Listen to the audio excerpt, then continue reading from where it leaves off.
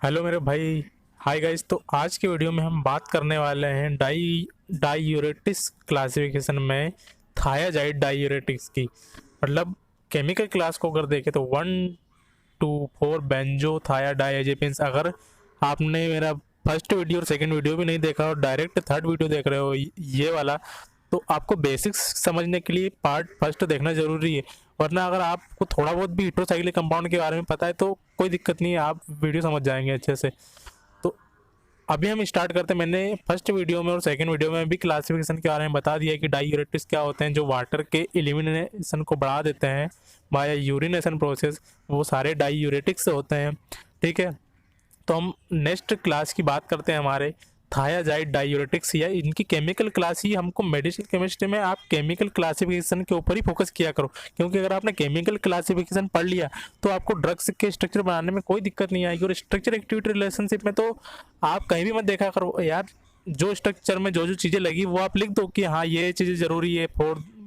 हाँ मतलब आप जिस भी कैटेगरी की ड्रग पढ़ रहे हो और उस ड्रग के स्ट्रक्चर को लेके आप स्ट्रक्चर एक्टिविटी रिलेशनशिप बता सकते हो। अगर आपको नहीं आता है तो मैं आपको एग्जाम के लिए बता रहा हूँ कि आप बत्ती मारने के लिए क्या क्या क्या कर लिया करो। अगर आपको नहीं आता है तो स्ट्रक्चर किसी भी ड्रग का याद है उस कैटेगरी में तो उसका स्ट्रक्चर बना दो और जो जो चीज़ें लगी उनके बारे में बता दो कि अगर ये ग्रुप लगाएंगे तो ये एक्टिविटी ज़रूरी है, ये वाला ग्रुप इस चीज़ के लिए ज़रूरी, मतलब आप ऐसा बता सकते हो। ठीक है, तो अभी हम बात कर रहे हैं थायाजाइड डाइयूरेटिक्स की। तो उसमें ड्रग आते हैं हमारे क्लोर थायाजाइड, हाइड्रोक्लोर थायाजाइड, हाइड्रोफ्लूमे थायाजाइड और साइक्लोथायाजाइड। अब देखो ये इस क्लास की ड्रग तो कितनी सिंपल है।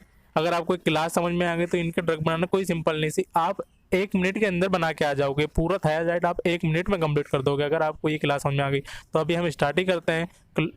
थायाजाइड में ड्रग में तो आपको कोई दिक्कत नहीं है। क्लोर थायाजाइड, उस इस क्लोर थायाजाइड में से क्या बोल रहे हो, हाइड्रो। हाइड्रो का मतलब क्या है, एक डबल बॉन्ड को हटा दो तो क्या बन जाएगी ड्रग, हाइड्रोक्लोर थायाजाइड।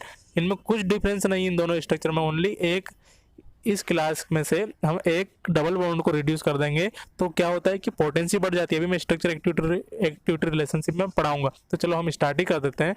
और यहाँ पे हाइड्रोफ्लूमे थायाजाइड मतलब क्या कि अब क्लोर नहीं लगाना है हमको, क्या लगाना है, फ्लूमे, मतलब फ्लोरीन और मिथाइल ग्रुप लगाना है। सिर्फ फ्लू को मत देखा करो कि अरे यार फ्लू आ गया तो हम लगा देंगे फ्लोरीन। फ्लू में बोल रहा हूँ मतलब मिथाइल ग्रुप में 3 फ्लोरीन ऐड करना है तो वो क्या हो जाएगा CF3। तो चलो हम स्टार्ट ही करते हैं। ठीक है, साइक्लोथायाजाइड मतलब कहीं ना कहीं इसमें इस क्लास में कहीं ना कहीं एक साइक्लिक रिंग भी प्रेजेंट होगी। तो हम स्टार्ट करते हैं थायाजाइड डायूरेटिक्स।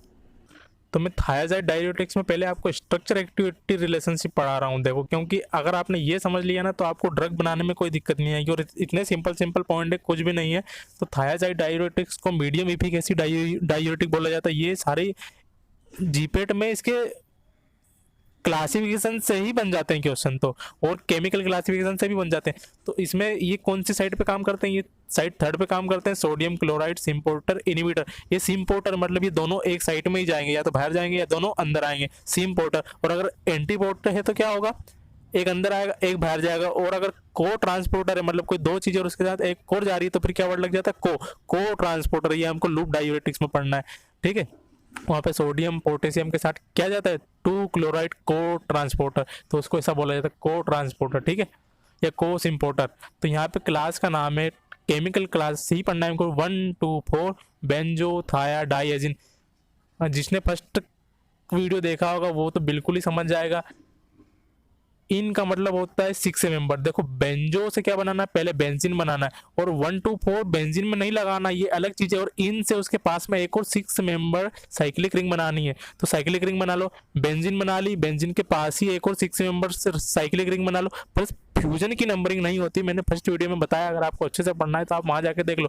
इनका मतलब होता है इसमें 6 मेंबर जोड़ दो, नंबरिंग कर दो 1 2 3 4 5 6 7 8, फ्यूजन की नंबरिंग मत करो। ठीक है, और इसमें क्या बोल रहा है फिर 1 2 4, मतलब 1 पोजीशन पे थाया का मतलब क्या होता है, सल्फर।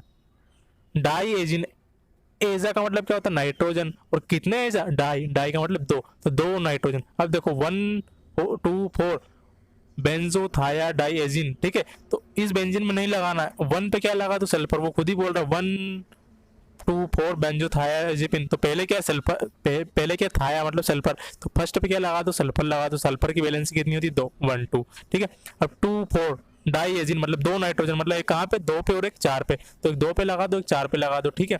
अब यहाँ पे डबल बॉन्ड नहीं लगा सकते, तो क्या हुआ, इस एन के साथ हमने क्या लगा दिया, एक, तो इसकी भी वैलेंसी कितनी होगी, 3 हो गई, 1 2 3, ठीक है। अब क्या बोल रहा है, एक और कहाँ पे लगा, तो 4 पे, तो यहाँ पे हमने एक डबल बॉन्ड लगा दिया, ठीक है। तो मैं जो आपको बोल रहा था ना कि हाइड्रोक्लोरथायाजाइड, तो वहाँ पे ओनली इस बॉन्ड को रिड्यूस कर देंगे तो क्या होता है, इसमें पोटेंसी बढ़ जाती है, अभी हम स्ट्रक्चर एक्टिविटी रिलेशनशिप में डिस्कस कर रहे हैं। तो ये हमारी क्लास बन गई 1 2 4 बेंजोथायाडाइजिन। किसी को अगर कुछ समझ में नहीं आ रहा हो तो बता दो, इस इन का मतलब होता है इरेटोलिन इपोक, मैंने आपको ये चीज़ पढ़ाई थी, इरेटोलिन इप ओक। तो इस इन का मतलब क्या होता है, 6 मेंबर बनाओ, ईर का मतलब इट ऑल 3 मेंबर बनाना है, तो उस तो नाम के बीच में क्या आएगा, ईयर आएगा। इट का मतलब 4, ओल का मतलब क्या आएगा, ओल, ओल कहाँ भी लग जाए तो 5 मेंबर 6 का। इन इप कहाँ पे आ जाए तो जैसे इपिन, ओसिन, इन, ओलिन, इट, इरिडीन, ठीक है, या एजिरिडीन। आपको अगर हेट्रोसाइक्लिक कंपाउंड थोड़ा भी पता होगा तो आप बना लेंगे। और यहाँ पे मैंने आपको जो भी था मैंने अपनी ओर से पूरी कोशिश कर ली आपको समझाने की कि 1 2 4 बेंजोथायाडाइजिन। थाया का मतलब सल्फर होता है, एजा का मतलब नाइट्रोजन होता है, ऑक्सा का मतलब ऑक्सीजन होता है, फोस्फा का मतलब फॉस्फोरस होता है, ठीक है। तो नाइट्रोजन की वैलेंसी 3 होती है, ऑक्सीजन और सल्फर की 2 होती है, ठीक है। तो ये क्लास बन गई हमारी बेंजोथायाडाइजिन, बेंजो से बेंजीन, थाया से सल्फर, कहाँ पे, फर्स्ट पे, 2 4 पे नाइट्रोजन, इनका मतलब 6 मेंबर, इस 6 मेंबर रिंग बना लो। अब हम स्टार्ट करते हैं इसका स्ट्रक्चर एक्टिविटी रिलेशनशिप। तो पोजीशन फर्स्ट का मतलब इस फर्स्ट की बात कर रहे हैं, ठीक है हम। तो SO2 group is compulsory necessary for good diuretic activity. मतलब क्या SO2, देखो मैं आपको एक कॉन्सेप्ट बता दे रहा हूँ, जहाँ पे भी यूरिन से रिलेटेड ड्रग पढ़ रहे हैं ना, तो SO2 ग्रुप और सल्फोनामाइड ग्रुप बड़े ही इंपॉर्टेंट है, ये आपको देखने को मिलेंगे ही मिलेंगे। SO2 ग्रुप इज कंपलसरी और नेसेसरी फॉर डायूरेटिक एक्टिविटी। तो देखो ये क्लास तो हमारी बनी हुई है, तो SO2 अब हमको क्या करना है, ओनली डबल बॉन्ड ओ लगाना है, ये बन गया एक कंपलसरी, मतलब ये सारे ड्रग में ये यहाँ पे SO2 होना जरूरी है, यही तो हमारा स्ट्रक्चर एक्टिविटी रिलेशनशिप बोल रहा है। और देखो पोजीशन 2 की बात करें हम, तो क्या बोल रहा है, इस पे हम क्या क्या लगा सकते हैं, substituted with small alkyl group लगा सकते हैं if it so very good diuretic activity. मतलब अगर स्मॉल अल्काइल ग्रुप लगाएंगे, मतलब छोटे वाले ग्रुप लगाएंगे तो ये गुड एक्टिविटी शो करेगा। पर अगर बल्कि ग्रुप और लार्जर ग्रुप लगा दिए हमने N2 पोजीशन पे, मतलब ये वाली पोजीशन पे, तो ये क्या होगा, डायूरेटिक एक्टिविटी डिक्रीज होगी। तो क्या होगा, हमारी डायूरेटिक एक्टिविटी डिक्रीज होगी। अब हम पोजीशन 3 की बात करते हैं, ये देखो हम लगा सकते हैं, ये नेसेसरी नहीं है, तो मैं आप अभी यहाँ पे नहीं लगा रहा हूँ क्योंकि ड्रग का नाम आएगा तो वहाँ पे हमको लगाना है या नहीं लगाना है, ठीक है। अब बात कर रहे हैं पोजीशन 3 की, मतलब जो कंपलसरी वो मैं अभी स्ट्रक्चर में लगा दूंगा ताकि ये वाले स्ट्रक्चर, मतलब ये वाली चीज़ हर ड्रग में प्रेजेंट रहेगी। तो पोजीशन 3 या C3, तो C3 position is responsible for duration of action. देखो ये वाली जो पोजीशन है, ये ड्यूरेशन ऑफ एक्शन और पोटेंसी, मतलब कितने समय के लिए ड्रग हमारी बॉडी में काम कर रही है उसके लिए, मतलब कितने समय के लिए हमारी बॉडी में एक्शन दे रही है, ठीक है।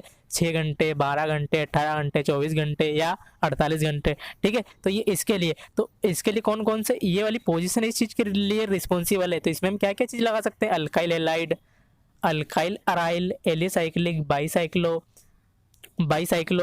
बाईसाइक्लो वो कंपाउंड होते हैं जिनके बीच में ब्रिज प्रेजेंट होता है, ब्रिज्ड कंपाउंड को बाईसाइक्लो बोला जाता है।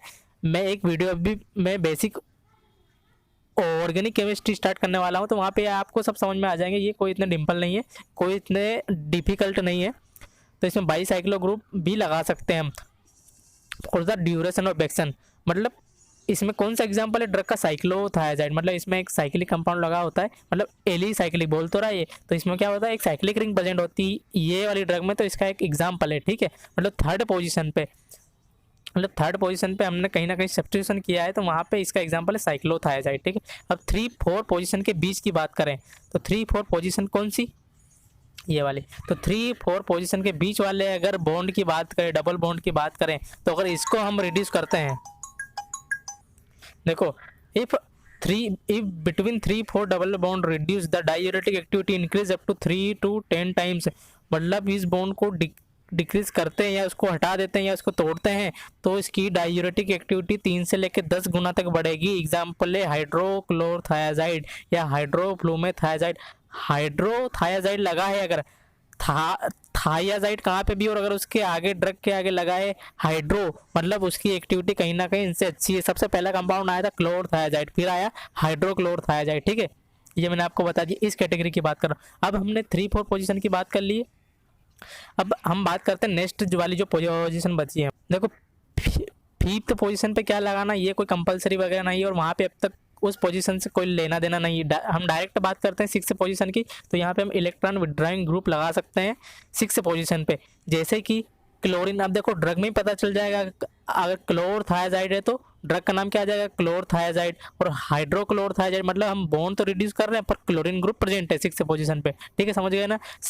CA3 भी लगा सकते हैं, ठीक है, जैसे कि हाइड्रोफ्लूमेथायाजाइड, फ्लू से फ्लोरीन, मी से मिथाइल, तो एक कार्बन के अंदर 3 फ्लोरीन जोड़ देना तो फ्लूमे, ठीक है, तो क्या हो जाएगा हाइड्रोफ्लूमेथायाजाइड। और NO2 भी लगा सकते हैं, तो NO2 अभी तक NO2 वाला कोई भी कंपाउंड अभी नहीं आया है, ठीक है, तो मैंने आपको ये बता दी। और पोजीशन 7 बड़ी इंपॉर्टेंट, मैंने आपको बता दिया कि डाईयूरेटिक्स की जितनी भी ड्रग होगी सब में सल्फोनामाइड ग्रुप लगा होगा, और सल्फोनामाइड अगर ग्रुप कहीं पे जुड़ा है तो हम उसको क्या बोलते हैं, सल्फामोइल, ठीक है, सल्फामोइल।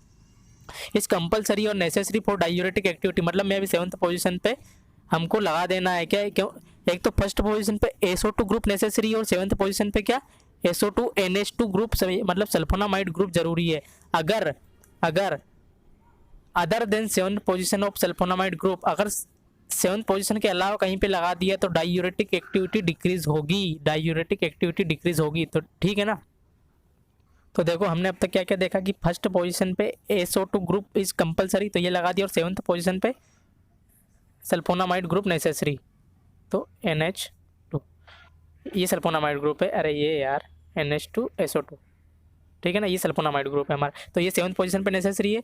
2 पोजीशन की हमने बात कर ली थी, अगर स्मॉल ग्रुप लगाएंगे तो अच्छी एक्टिविटी शो होगी। थर्ड पे हम साइक्लो, बाईसाइक्लो और भी बहुत सारे मैंने आपको बता दिए। और फोर्थ पोजीशन 3 और 4 के बीच की बात करें, इस बॉन्ड को रिड्यूस करेंगे तो एक्टिविटी बढ़ जाएगी। फिफ्थ का कोई रोल नहीं है। 6 पे हम क्लोरीन फ्लोरीन वगैरह लगाते हैं, अगर नाम है क्लोरथायाजाइड तो क्लोरीन लगा देंगे, हाइड्रोफ्लूमेथायाजाइड है तो फ्लोरीन लगा देंगे CF3, ठीक है। और उसके बाद आगे 7th पोजीशन, तो 7th पोजीशन पे सल्फोनामाइड ग्रुप इज कंपलसरी और नेसेसरी। तो अब हम इसके स्ट्रक्चर पे आते हैं। तो स्ट्रक्चर में इस इनमें जो ड्रग हमने पढ़ी थी वो 4 ही ड्रग पढ़ी थी मेन, इसके अलावा कोई भी ड्रग नहीं है जो कि हमारे मेन क्लासिफिकेशन में दी हो। तो क्लोरथायाजाइड देखो हमने क्लास पढ़ ली थी, क्या थी हमारी क्लास 1,2,4 बेंजोथाया डाइएजिन, ठीक है, ये हमारी क्लास थी। अब इसमें हमने क्या देखा था, SO2 ग्रुप इज कंपलसरी। देखो हमने क्लास पढ़ ली थी, क्या थी हमारी क्लास 1,2,4 बेंजोथायाडाइएजीन क्लास थी हमारी। स्ट्रक्चर एक्टिविटी रिलेशनशिप में क्या देखा, फर्स्ट पोजीशन पे SO2 ग्रुप इज नेसेसरी और 7th पोजीशन पे सल्फोनामाइड ग्रुप इज नेसेसरी, ठीक है।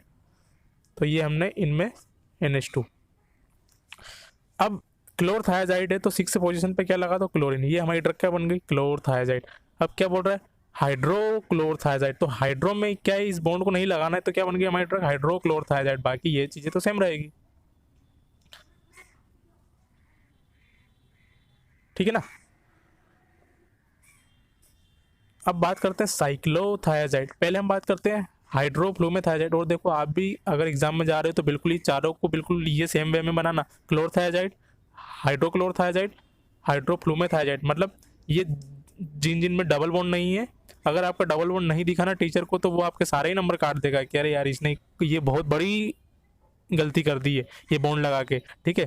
तो हाइड्रोफ्लूमेथायाजाइड क्या करना है, CH3 लगा दो, ये हो गया। यहाँ पे सल्फोनामाइड ग्रुप NH2, यहाँ पे SO2 ग्रुप इज कंपलसरी, ठीक है। तो ये हमारी बन गई क्या, हाइड्रोफ्लूमेथायाजाइड, ठीक है। अब बात करते हैं साइक्लोथायाजाइड की। तो साइक्लोथायाजाइड में इस थर्ड पोजीशन पे पहले तो ये हमारे लगा दो, साइक्लोथायाजाइड में यहाँ पे क्लोरीन ही आएगा 6। अरे आप नंबरिंग कर लो यार, सबसे पहले 3 4 5 6 7 8, 1 2 3 4 5 6 7 8, 1 2 3 4 5 6 7 8, 1 2 3 4 5 6 7 8 SO2 NH2। ठीक है, अब यहाँ पे क्या करना है, ओनली एक बेंजीन बनाओ, उसमें एक ऐसा ब्रिज लगाओ, ये ब्रिज है, ठीक है, और यहाँ पे एक डबल बॉन्ड लगा दो, ये बन गया हमारा साइक्लोथायजाइड। जब आपको मैं बाईसाइक्लो की नोमेनक्लेचर बताऊंगा तो तब आपको बताऊंगा कि ये क्या होता है। ठीक है, तो ये हमारा क्या बन गया, साइक्लोथायजाइड। अब हम इसके मैकेनिज्म ऑफ एक्शन की बात कर लेते हैं। आई होप कि आपको ड्रग में कोई भी दिक्कत नहीं आई होगी, क्योंकि इतना सिंपल वे में बता दिया है सब कुछ। अब हम इसके मैकेनिज्म एक्शन की बात, तो जो थायाजाइड डायूरेटिक है वो क्या करते हैं, थोड़ा सा फार्माकोलॉजी के 1-2 पॉइंट देख लेते हैं। तो थायाजाइड डायूरेटिक क्या करते हैं, इनिबिट साइड थर्ड को ये इनिबिट करते हैं, सोडियम क्लोरीन सिम्पोर्टर को इसको इनिबिट कर देंगे। तो ये क्या करेंगे, ये एब्जॉर्ब नहीं होंगे। ये एक चैनल है जो इन चीज़ों को ल्यूमेन से एब्जॉर्ब करके कहाँ ला रहा है, ब्लड में ला रहा है। तो अगर हम उस चैनल को ही इनिबिट कर देंगे तो वो ये चीज़ें क्या नहीं कर पाएगा, वो रीएब्जॉर्ब नहीं कर पाएगा। और देखो बात समझो कि सर अगर सोडियम और क्लोराइड को ही ये रीएब्जॉर्ब करता अगर ये सोडियम और क्लोराइड को ही रीएब्जॉर्ब करता था तो ये वाटर को कैसे रीएब्जॉर्ब करता है। तो वहाँ पे भैया सोडियम क्लोराइड कोई सूखा थोड़ी है भैया, वो नमक है, NaCl, मतलब कहीं ना कहीं ये चीज़ें वाटर में घुली हुई है, तो उनके साथ क्या आ रहा है, वाटर भी तो आ रहा है। ठीक है, अब ये सारी चीज़ें बेसिक है, ये आप समझ लिया करो। Thiazide diuretic also known as medium efficacy diuretic, it work act on distal tubule cell. ठीक है, डिस्टल कन्वोलेटेड ट्यूबुल। ठीक है, ये साइड 3 पे काम करते हैं। तो ये DET सेल हो गई हमारी। और ये जो मैंने बताया था कि ये ल्यूमेन है, पहले मैंने आपको ब्लड इस साइड बताया था और ल्यूमेन इस साइड बताया था। तो ये देखो ल्यूमेन है और ये ब्लड है, और ये सोडियम क्लोराइड सिम्पोर्टर है,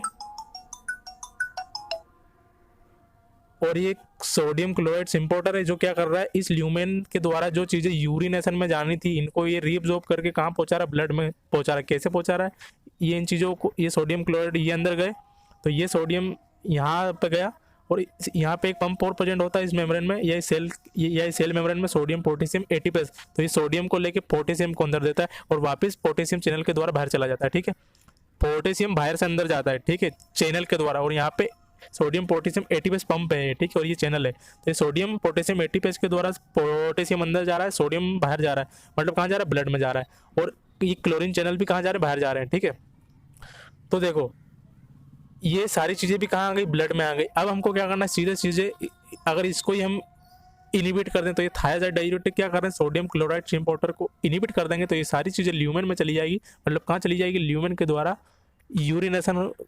यूरिनेशन प्रोसेस के द्वारा बाहर हो जाएगी।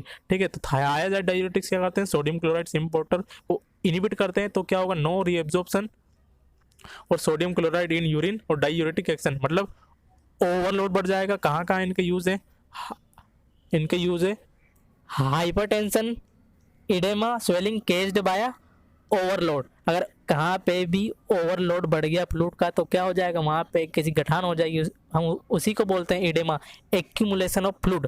और कैल्शियम बैलेंस में भी और ऑस्टियोपोरोसिस में भी कहीं ना कहीं ये काम आते हैं। ठीक है, तो ये मैंने आपको कुछ फार्माकोलॉजी के भी पॉइंट बता दिए। तो गाइस आपको अगर अच्छा लगा वीडियो तो प्लीज़ सब्सक्राइब कर लो यार।